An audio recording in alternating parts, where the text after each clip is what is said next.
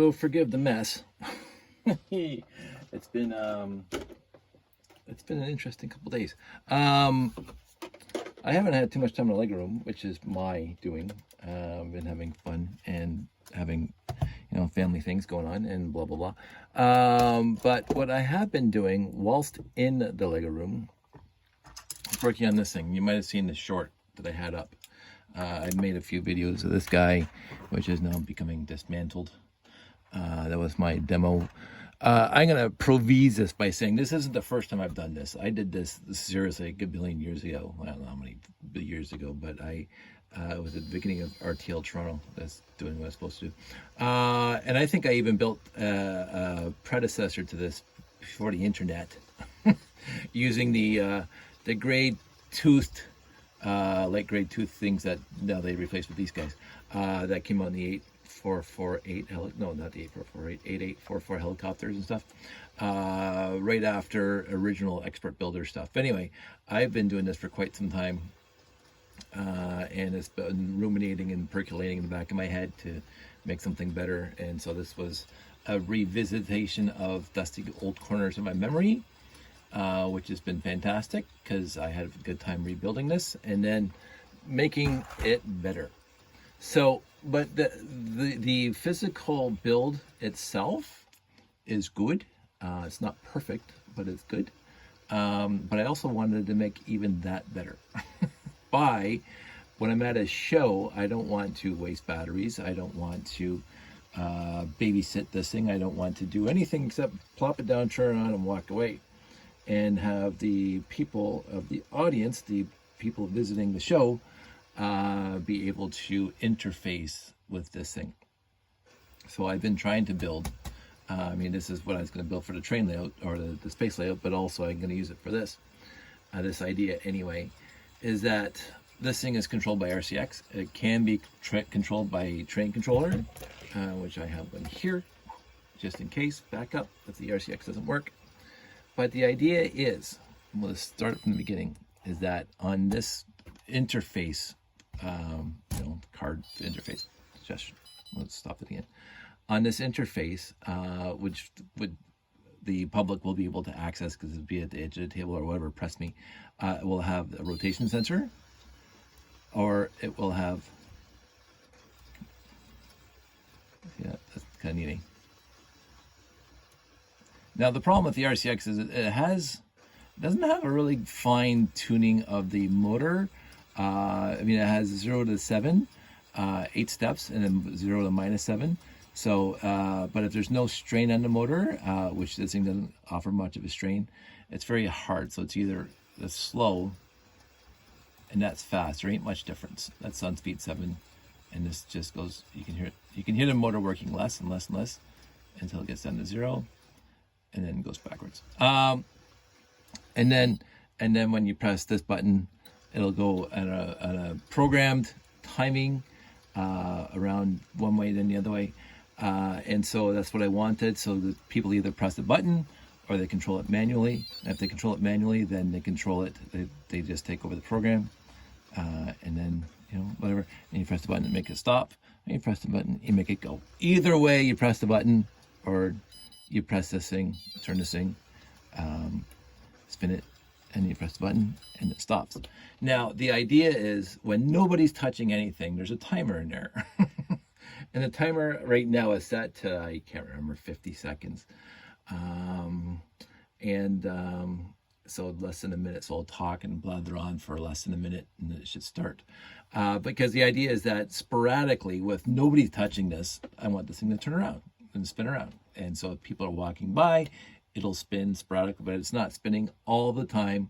It's not spinning because that wastes batteries, and that creates plastic dust. And as I've been told many, many times, and as even one of our robot competitions way back in the day said, the plastic dust is normal. It absolutely is, but I don't want to generate it I want to generate as least plastic dust as possible, which means that this thing will be turning off. And that's the whole reason why I have on my space layout the train stopping at various train stations, because it's not running continuously, and therefore it should cut back on the plastic dust and the wear and tear.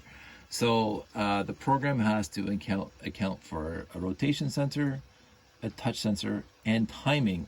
And this is like, holy moly, dusting off really obscure portions of my memory in order to get all those taking place at the same time on one RCX one program.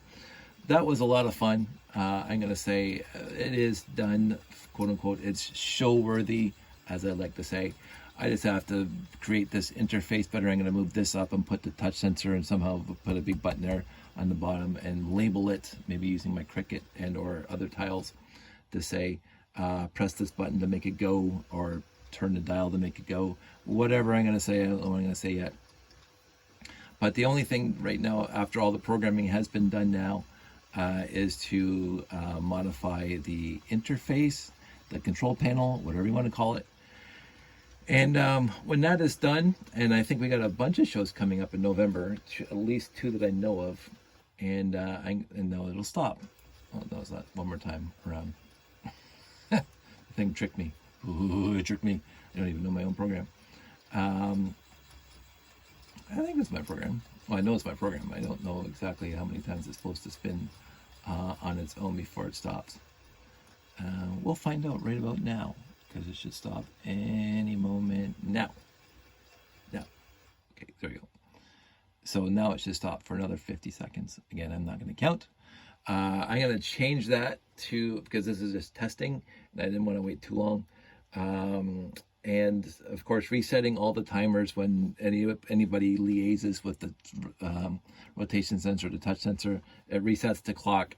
So, you know, it's been an interesting program. It's a program where I usually do not, when I used to program robots, my robots for all my robot competitions way back in the day, I never had to take into account the human element. The robot was just programmed via touch sensors. There was no other external sensors or the randomness of human input. And so this has been an interesting, there it goes. So, yeah, I'm tired now. I'm going to, and so, by the way, when it's in either of these modes, when you press the touch sensor, press the touch sensor, it's doing touch sensor mode. You press the touch sensor again to stop it. And I do have a wait in there for all of it, like 1 second, so you can't keep on mashing the button. It pauses, so like you can, and so that's what I wanted. So people just can't keep on mashing the button. But so you press the button, you have to wait a second before you touch it again, right? And it's the same with the rotation sensor.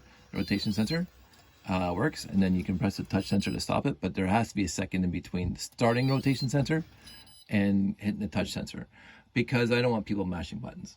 And now when the timer goes to 50 seconds and goes, you can again press the touch sensor, the rotation sensor to get it out of, like, and start this again right now. And then this will work right now. So you want to be able to override whichever of the 3 is working by any of the 3. So if it's doing work in the rotation sensor does have an off limit. If nobody touches the rotation sensor, nothing else happens. It does have a time when it will stop. I can't remember how many seconds I programmed into that. That's another timer I have on there. I should actually check that out, because the program's right beside me. And I don't know, because I thought it was quicker than this rotation.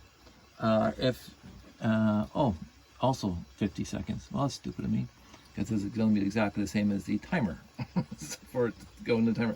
So this thing will still continue to spin. Right now it's still in the rotation mode, and it'll go, I'm going to actually change that down to 200 milliseconds, or 200 tenths of a second, or just 20 seconds. And then, so that stopped. I reset the timer, save that. And that's so when people are playing with this, what they do when they walk away from it, it will just stop on its own. And now if you wait another 50 seconds after that, I think, yeah, clear timer right there. I'm looking at the program. And then it should just go back into, at some future point, while I fall asleep because I'm very tired. I will say, just trying to get all of that programmed in there. So in all three modes can override. Well, sorry, two of the modes can override the third mode. Nothing. The timer of obviously the timer program does not override the touch sensor or the rotation sensor. The touch sensor and rotation sensor cannot be touched for 50 seconds, and then the timer mode gets activated. So, but if you touch this, it overrides the timer. If you touch that, it overrides the rotation. If you touch that again, the touch sensor is working this thing now, and then you touch this again, that overrides the touch sensor program. And I'm pressing the button while one of those is running, it stops it. So that's what I also wanted, so I could stop it. But right now, I stopped it, and now the timer's program's kicked in. So when it gets to 50 seconds, I can press that again. But if I press this at any time, it starts the timer. I mean, it starts the touch sensor program.